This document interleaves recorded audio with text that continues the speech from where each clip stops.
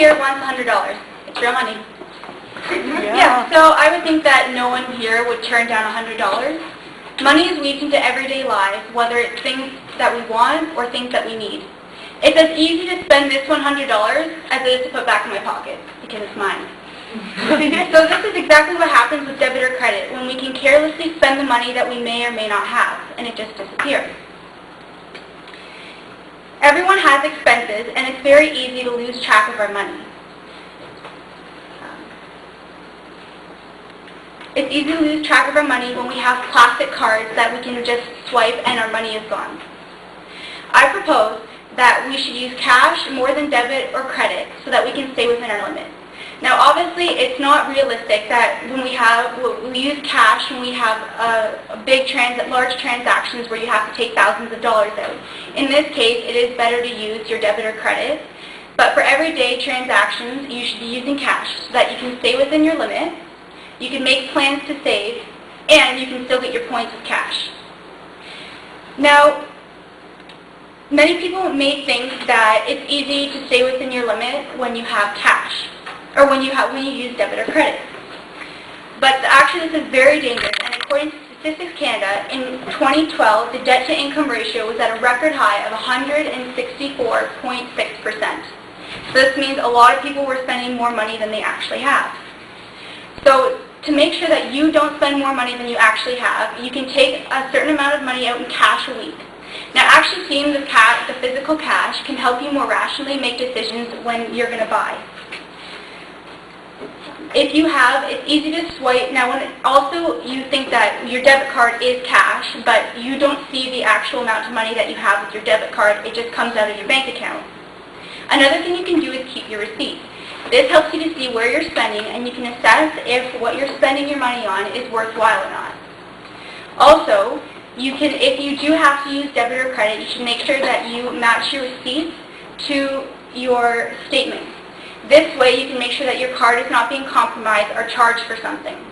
I know someone who had a credit card and they didn't look at their statements for a while. They finally looked at their statements and they found out that a lot of money was being charged every month, and because they waited so long, they couldn't get that back from the credit card company. So now that you know the rising dangers of plastic cards, I'm going to tell you how you can save for the future. Now you may think that you can also save for the future by using debit or credit. Now, though you can, it is a lot easier to save in cash because you can actually see your process. On a show called Till Death Do Us Part by Gail Oxley, she uses a method using jars. Now what you do is you take the jars and you label them according to your everyday spending, such as clothes, food, saving, etc. You take the money that you set aside for yourself every week and you put them into those jars. Now what this does is you can see the actual amount of money that you have in each jar and how much you have to spend on certain things. Maybe if you realize that when you assess yourself and you realize you don't have to spend so much money on gifts or drinks or clothes, you can put that money into savings. And little savings now can help it big in the future when you're looking to retire, which is never too early to think about, or if you run into an unexpected financial problem. And the last thing that you can do is you can collect your rewards. Now, you may have the misconception that you can't collect your rewards with cash, but this is very untrue. You can still collect your points from something such as air miles, and though you can't do something such as double dipping, which is where you have your credit card with air miles, and you use that, and you get your air miles on your credit card, and then you also double dip, or you also swipe your air miles card, which gets you double the points, you still can't get your air miles cards with cash. You can also use cash in such places such as Sobeys or Shoppers Optimum, and when you use cash, you can still swipe those cards and get your points with them.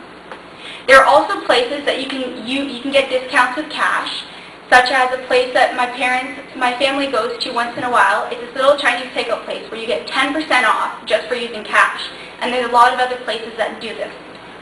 Also, you should reap the benefits of being a student by buying a $9 SPC card or a student price card. Now, the little handout that I gave you at the beginning of the class shows all the stores that are in with the SBC.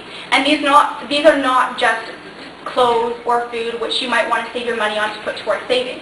These can be practical stores such as UPS or the stores.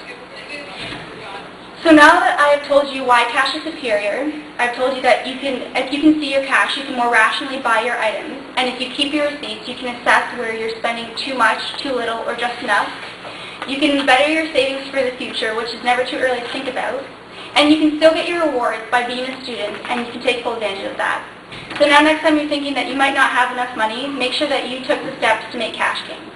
Oh.